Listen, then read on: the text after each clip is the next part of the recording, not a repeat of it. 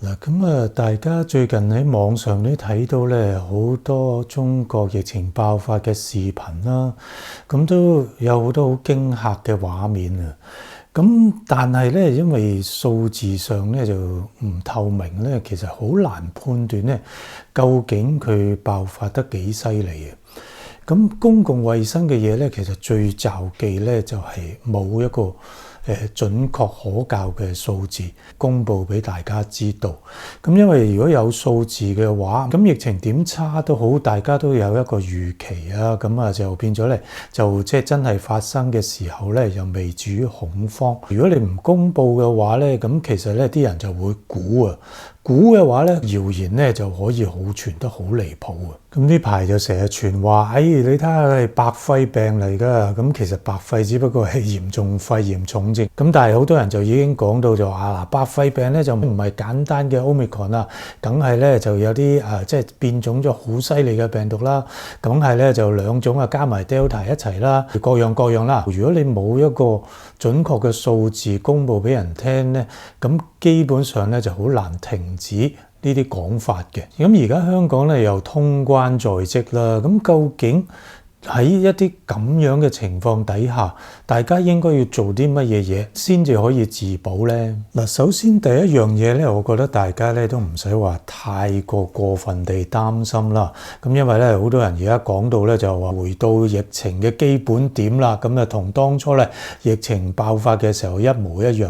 嗱，其實唔會返到去原點噶啦，因為咧就香港咁計，咁今年嗰個大爆發咧已經令到咧就即係300-400萬人受感染，加埋咧而家已經大部分人咧都打足晒疫苗噶啦，咁所以香港整體嘅人口咧，咁啊對呢個新冠病毒咧本身咧個 T 細胞嗰個免疫記憶咧，基本上應該都有翻咁上下噶啦。假設真係因為通關之後，香港確診嘅數字咧突然間多咗好多，咁但係因為大家咧對呢個病毒咧防重症嘅能力咧，基本上大家都有啦。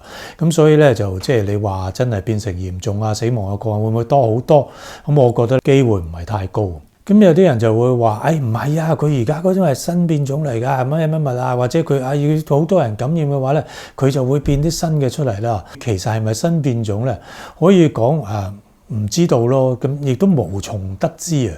咁但係好似我上一條片咁講過，其實咧無需要變咩種，或者變咗唔係 Omicron， 或者即係要加埋 Delta 咁先至嚴重。Omicron 咧對於未打疫苗嘅人，或者未打足疫苗嘅，尤其是啲老人家，咁或者從未感染過病毒嘅人嚟講咧，個殺傷力本身已經夠大㗎啦。如果好似某啲人咁講，呢隻咁嘅 Omicron 咧，永遠都唔會感染下呼吸道感染個肺。咁我想問，今年年頭香港死嗰9000幾人係點樣死嘅？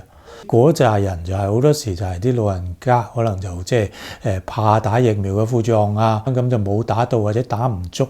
咁 Omicron 一嚟嘅時候咧 ，Omicron 啫喎，係嘛？今年年初嗰啲係 Omicron 啦，係嘛？唔會搞錯啦。咁係 Omicron，淨係 Omicron 咧都可以死咁多人。咁所以咧，其實本身咧就中國咧就即係究竟有幾多老人家係未打足疫苗？咁我諗應該都唔會少啦。呢扎人係遇到 Omicron 嘅話，唔需要變咩種啊，唔需要有咩新嘅咩奇奇怪怪病毒出嚟，咁已經係可以殺傷力好大，已經足以咧引起大家喺視頻嗰度睇到嗰啲咁驚嚇嘅場面㗎啦。但係咪真係變咗種？而家真係冇辦法知，即係只能夠希望就話，如果開關之後香港真係好多人感染嘅話，咁衛生署咧就有做翻嗰啲 monitor 住，即係睇住嗰啲究竟嗰啲病毒係邊種，咁佢公佈翻數據出嚟咧，公佈翻啲資料出嚟咧。到時你先知道嘅。我覺得即係一般香港人嚟講咧，其實你做嘅嘢咧都係同一路以嚟做嘅嘢差唔多啦。咁佢如果話確診數字上升咪升咯，咁你又預咗有機會咧，可能你咧就會被嗰個病毒感染。咁但係如果你打齊針嘅話，係重症嘅機會其實都唔係好高。咁你都係要即係如果有病徵嘅話，屋企就要有嗰啲自我測試嗰啲啦。咁你話做唔做核酸？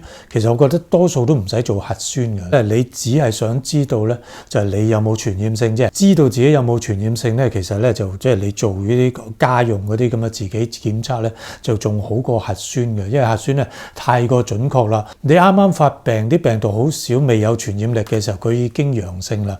咁你好翻咗之後，好緊嘅過程裡面，啲病毒未清得晒，但係已經跌到好低，咁佢都一路喺度陽性。因為如果你睇住個核酸嚟，即係決定翻唔翻工、翻唔翻學咧，咁你就會休息好長時間啦。自我測試嗰啲咧，佢係陽性嘅，咁你有傳染性啦，咁喺屋企隔離啦。咁你陰性咗啦，咁即係傳染性低啦，咁就可以翻學翻工，就係咁樣樣咯。爆得犀利嘅，咁你真係好唔想感染嘅話，咁啊即係都係要戴足口罩啦。咁人多嘅地方盡量少去啦。如果疫苗嘅話，你可以打加強劑。打加強劑嘅話，打舊嘅疫苗好定係打新嘅疫苗好咧？嗱，如果你有得揀嘅話咧，打舊嘅疫苗打新嘅疫苗咧都好嘅，咁樣即係話兩種疫苗咧，你打咗之後咧都會升高咧對付 Omicron 最新變種病毒嘅抗體嘅。咁當然呢個升高嘅時間唔係好長啦，咁可能幾個月啦，兩種都 OK 嘅。最關鍵，香港咧就一定要保障咧嗰紮高危嘅族群啦。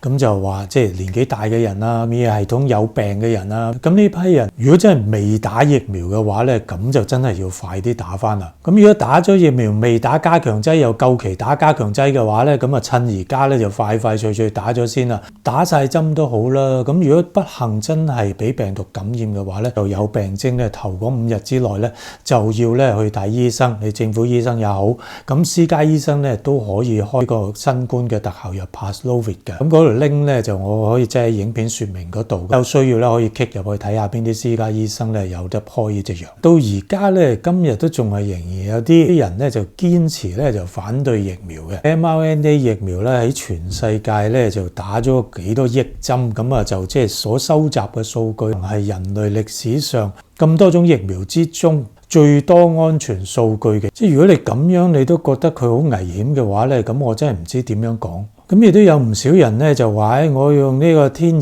嘅免疫力咧嚟去對付佢就得啦。我咧就食多啲維他命乜，即係增強抵抗力。嗱，對於呢啲人咧，咁我覺得咧，我同你有共通點嘅。咁你同我咧都好相信咧，我哋人體嘅抵抗力咧係非常之有效嘅。咁我完全認同呢樣嘢嘅。不過我哋嘅免疫系統咧係需要有啲訓練，佢先可以咧做嘢做得完美嘅。即係等於，假如你個仔女好叻嘅，咁係天才。如果你因為佢係天才，咁跟住就話，你唔使讀書啦，乜都唔使學，咁你跟住咧就你一定大個咧就攞諾貝爾獎噶啦。咁樣咧就真係唔係好實際。佢幾聰明都好咧，你需要咧俾佢去好好學習，揾啲好好嘅老師咧去教佢咁樣，咁樣培養佢咧，佢先至可以咧將佢嘅才能咧就完全發揮出嚟嘅。咁免疫系統一樣，免疫系統嘅能力係非常之強嘅，但係佢本身嘅設計咧就係需要有啲訓練咧，佢先至可以咧有效咁樣對付呢啲病毒嘅。訓練嘅方法咧有2種啦。咁第一種咧就係天然感染，即係話你由得佢即係暴露喺病毒裡面，咁等佢天然感染之後咧，跟住咪有抵抗力咯，係咪？咁第二種訓練方法咧就係打疫苗。打疫苗咧係一個模擬嘅感染。天然感染嘅話，幾時都有個風險咧。如果萬一佢真係嚴重嘅話，咁就一定恨錯難返嘅啦。咁疫苗咧就冇呢個風險，咁佢亦都可以咧訓練到個免疫系統記住嗰個病毒，有嗰個免疫保護力。你教細路仔游水，你可以2個方法，你可以咧喺大西洋中間掉佢落海，咁你亦都可以喺個泳池裡面咧就即係等佢落去咧就慢慢學。兩者最終咧就應該都可以學得識游水嘅。不過前者就有個風險，就可能一去不返咁解啫嘛。所以我勸大家真係唔好咁樣，咁冇必要嘅。唔記得講一樣嘢添。我都換咗睡衣啦，唔想再拍啦，懶封控咗幾年，戴口罩咗幾年咧，突然間開放翻咧，咁嗰啲流感亦都會多啊。咁其他呼吸系統嘅病毒咧，亦都會今年咧可能會流行得好犀利嘅。咁其他你又冇針可以打，咁但係流感有喎，咁所以咧流感針咧就快快脆脆，大家咧都係嗱臨打咗佢先啦。有咩最新嘅進展咧，我再同大家 update。祝大家收睇，記住咧留言、點讚、訂閱，下次再見，拜拜。